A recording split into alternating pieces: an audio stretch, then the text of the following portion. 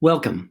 Today, we're going to learn how to convert an equation that's not written in linear slope form or slope-intercept form into that form. So remember, we want our equations written as y equals mx plus b, where we have a slope. Again, I want to emphasize that's slope, and this is the y-intercept. And if you'll notice, this equation over here is not written like that. We have the x term on the left side of the equation, and I don't want it there. We also have a 17 timesing by the y, which I don't want that there. So again, most of the problems you're going to be facing, there's just two simple steps. One of the steps has two math operations, and I'll explain that.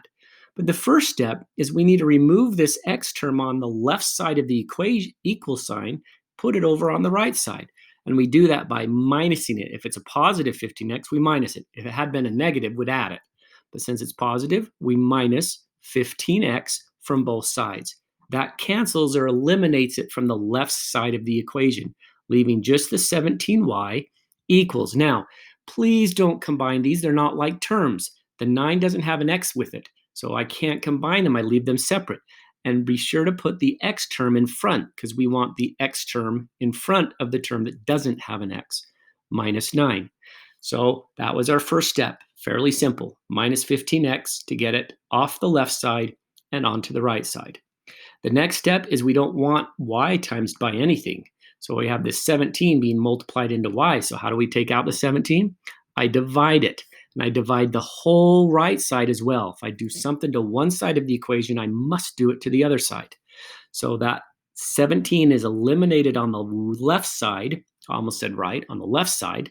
Now here, this is where I said that second step might have two operations because I want to write this as separated, like this up here. So what I'm going to do is I'm going to do the 15 and the 17, and I'm going to do a negative divided by a positive will be negative. I have 15 over 17, which doesn't reduce. So I just write that fraction of negative 15 over 17 times x. And it's all right, and you're supposed to put the x behind the fraction.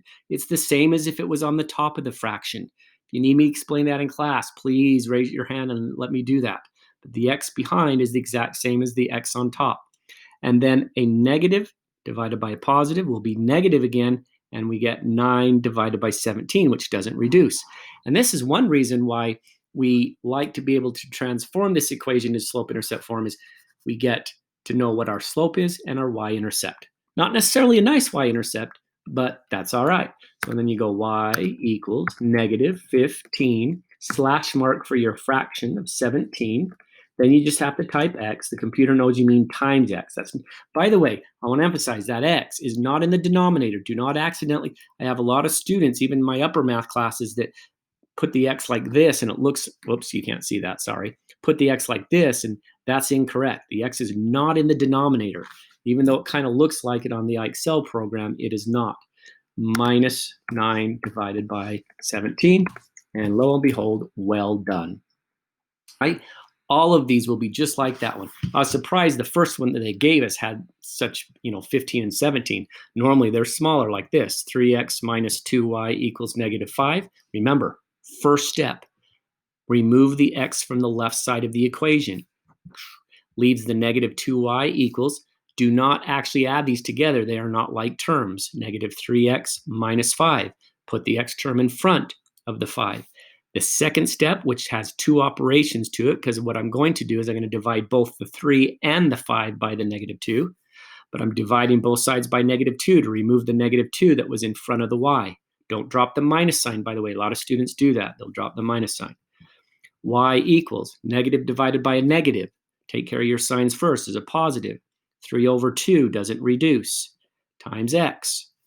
5 over 2 doesn't reduce. Negative divided by negative, by the way, is positive. So it's positive 5 halves. So we get y equals 3 halves x plus 5 halves. And we're done. Now, I'm going to jump ahead because they're going to actually give you a few problems that will not necessarily be in that exact form that I've been showing you. So, like this one. If you'll notice, the y is completely on the wrong side of the equation, right? but that's all right. We can still do that. So I'm going to take that 10x minus 6 equals negative 20y, negative. I'm just going to add 20y to both sides, 20y, add 20y. So that gives me a 20y plus 10x minus 6 equals 0. Now I'm going to minus 10x, and I'm going to add 6 while I'm at it. Minus 10x and add 10x and add 6. So I'm left with the 20y equals a negative 10x plus 6. So I just want to make sure you notice that I brought the 10 to the right, which changed its sign. I brought the 6 to the right, which changed its sign. And I brought the 20y back over to the left, which changed its sign.